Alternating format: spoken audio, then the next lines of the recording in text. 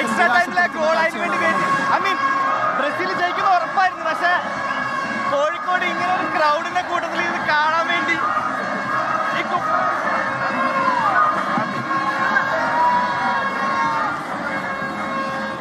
Cinema താരം നീരജ് മാധവ കോഴിക്കോട് ആ ആരാധകരുടെ ആവേശത്തിൽ അലിഞ്ഞുകൊണ്ട് ഇരിക്കുകയായിരുന്നു. എന്തായാലും അദ്ദേഹത്തിനും ഒരു കടുത്ത ബ്രസീൽ ആരാധകരാണ്. ബ്രസീലിന്റെ ആ മഞ്ഞക്കുപ്പായം അണിഞ്ഞ് കളി കാണാനെത്തിയ നീരജ് മാധവിനും ഇത് ആഹ്ലാദത്തിന്റെ നിമിഷം. എന്തായാലും ഗംഭീര പ്രകടനത്തോടുകൂടി ഒരു തകർപ്പൻ തിരിച്ചുവരവിലൂടെ ബ്രസീൽ പ്രീ ക്വാർട്ടറിലേക്ക് മുന്നേറുകയാണ്. ബ്രസീലിനെ സംബന്ധിച്ചിടത്തോളം സന്തോഷത്തിന്റെ നിമിഷം. ഇപ്പോൾ മലപ്പുറത്ത് നിന്ന് നിഖിൽ പ്രമേഷ് കൂടി ചേർന്നു. നിഖിലെ, കുറച്ചു മുമ്പ് കൊട്ടുപാട്ടും ഒരു നിശ്ചലാവസ്ഥയിൽ ഒരു മരണവീട് പോലെ ആയതാണ്. പക്ഷേ ഇത് ആഘോഷത്തിന്റെ നിമിഷമായി മാറിയിട്ടുണ്ടാവുമല്ലോ അവിടെ.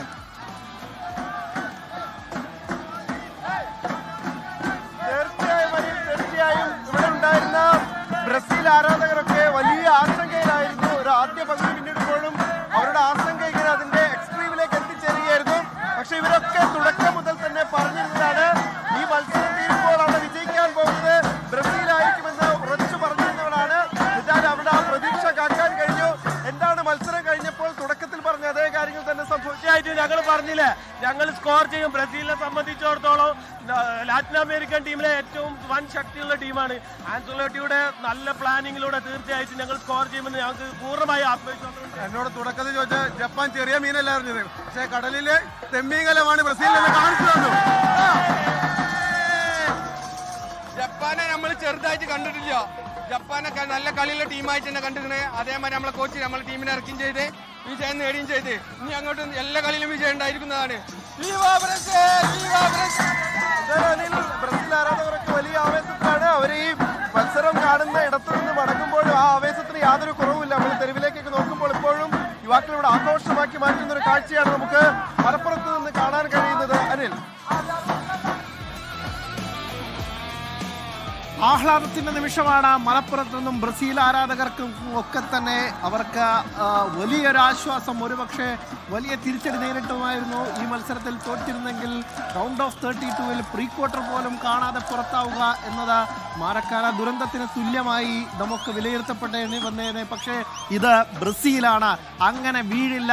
കാനറികൾ അങ്ങനെ ചിറകറ്റ് വീഴില്ല. ബ്രസീലിന് ഇനിയും പലത് തെളിയിക്കാനുണ്ട്. അവർക്ക് പിന്നിൽ കാർലോ ആഞ്ചലോട്ടി എന്ന ഡോൺ കാർലോ എന്ന വിളിപ്പേരുള്ള ഒരു തന്ത്രജ്ഞൻ അവർക്ക് പിന്നിലുണ്ട്. അയാളുടെ തന്ത്രങ്ങൾ, അയാളുടെ അവനാഴിയിലെ അവസാന അസ്ത്രം തീരും വരെയും ബ്രസീൽ തുടരും. ഇവിടെ അങ്ങനെ പെട്ടെന്ന് മടങ്ങാൻ വന്നവരല്ലെന്ന് ഒരിക്കൽ കൂടി എല്ലാ എതിരാളികളെയും ഓർമ്മിപ്പിക്കുന്ന ബ്രസീലിനെയാണ് നമ്മൾ കാണുന്നത്.